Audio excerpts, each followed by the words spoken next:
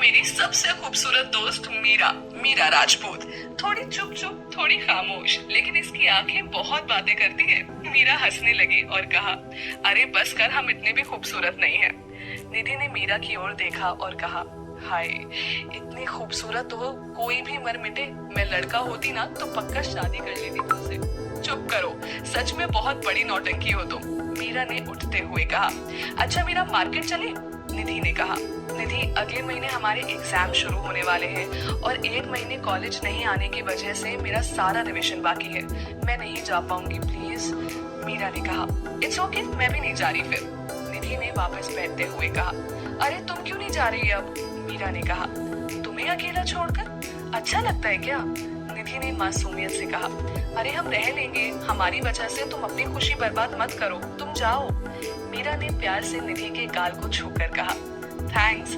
अच्छा मीरा, वो जो फर्स्ट फ्लोर वाला कबर्ड है ना, वो खाली है, उसमें तुम अपने कपड़े और बाकी सामान रख लेना और बुक्स मेरी वाली टेबल पर ही रख लेना। और कुछ चाहिए हो तो मम्मा से कह देना या मुझे फोन कर लेना।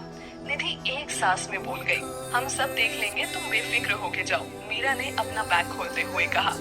निधि अपना पर्स और फोन लेकर बाहर से चली गई।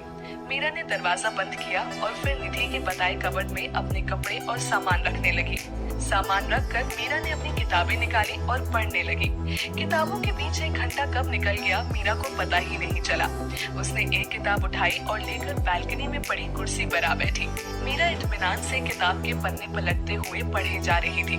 तभी एक तेज चमक उसे अपने चेहरे पर महसूस हुई।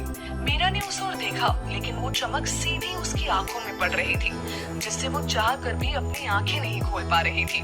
वो तेज चमक शीशे की थी। मीरा साइड में हुई तो पत्तों की ओट में नीचे खड़े किसी शख्स की आंखें दिखी।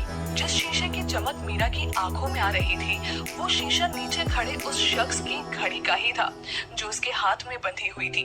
जैसे ही उसने हाथ ऊपर किया, एक बार फिर वही रोशनी मीरा के चेहरे पर आ गिरी।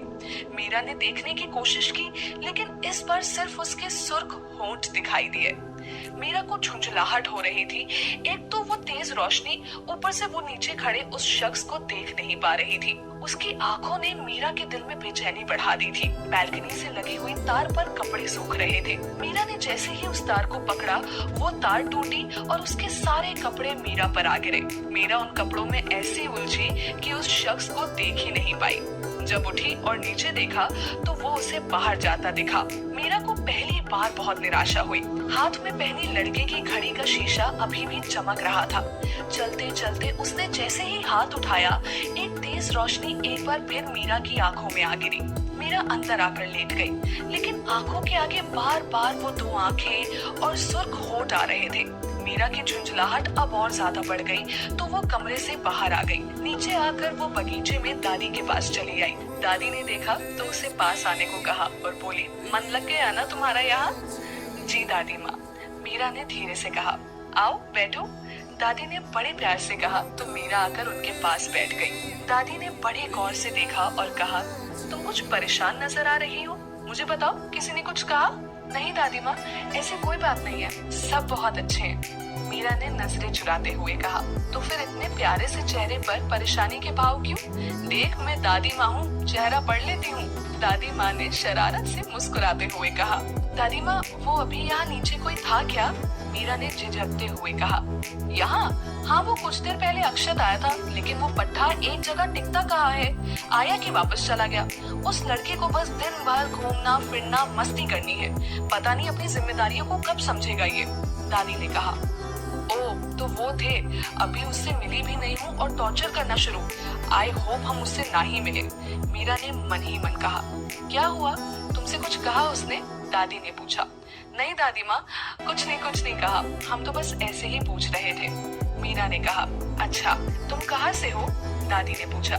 जी भोपाल से, मीरा ने कहा, और उसके बाद दोनों के बीच बातचीत शुरू हो गई, जिससे मीरा उन आंखों को कुछ देर के लिए भूल गई।